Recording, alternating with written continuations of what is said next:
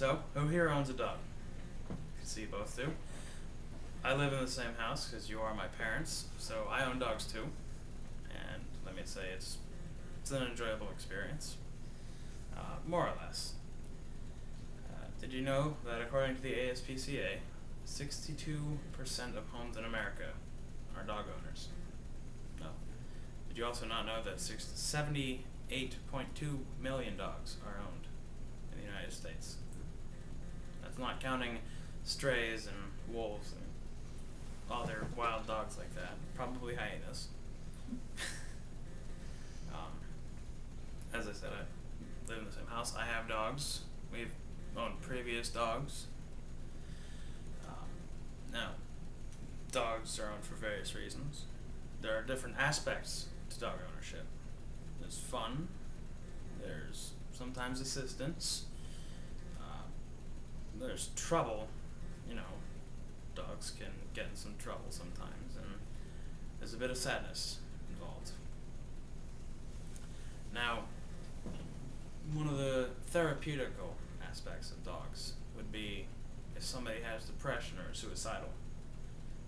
They may react positively to having a dog, someone to take care of, somebody to love them, and display the affection. Now, they can be really fun. They can provide an output for exercise and energy. You can wrestle with them, you can throw a ball, you can go running. Now, you have to provide them some relief for this energy, because when they're young, if they don't get this output, they'll find another output, which will consist largely of property damage. Chewing your couch to bits, spreading cushions across the floor, ruining your nice wooden chairs,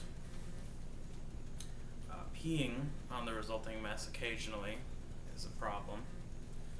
Now, things you can do to curb this would be one thing to get them a bone to chew on, or let them outside every once in a while. But when they're puppies, they can't really help that. So you've got to keep an eye on them though. Now, property damage can cost a bit of money.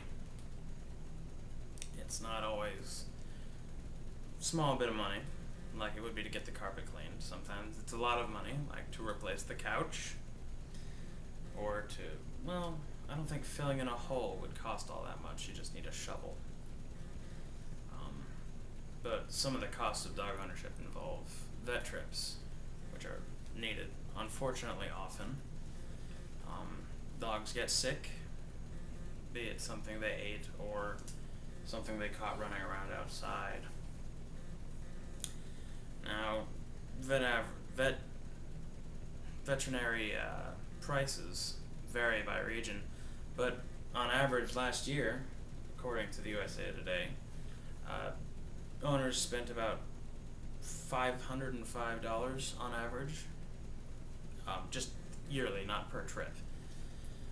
For a severe illness, they can spend over $1,000 though. One of the troubles of owning a dog can be that they run away. And this generally will bring some sadness, especially if you have small children or large children in the house who are attached to the dog. Sometimes they just don't come back. Sometimes they do, because dogs can be smart enough to find their way home. Now they can get injured outside, which will require another veterinary trip, and sometimes that damage is not always treatable. If it's severe enough, they will end up dying or need to be put down for their comfort, because living would just be not fun. It would be pain, suffering, with only tiny bits of fun. Death can be a big problem. Small children won't be expecting it. They're not used to dealing with people or animals dying, and that'll be a big loss for them. And that can lead to depression. But one of the reasons people can have dogs is for depression. So generally a new dog is got. You go get a new dog. Now, conclusion, ownership of dogs, a majority of people are pet owners. There's a lot of dogs purchased every day in the United States, whether from shelters or from pet stores. Now, there are many reasons and purposes for dogs to be owned, and there are some bad aspects to dog ownership, such as the cost and the sadness that they bring. But it seems that people can adapt and get over the bad side and prefer to own dogs for the good reasons.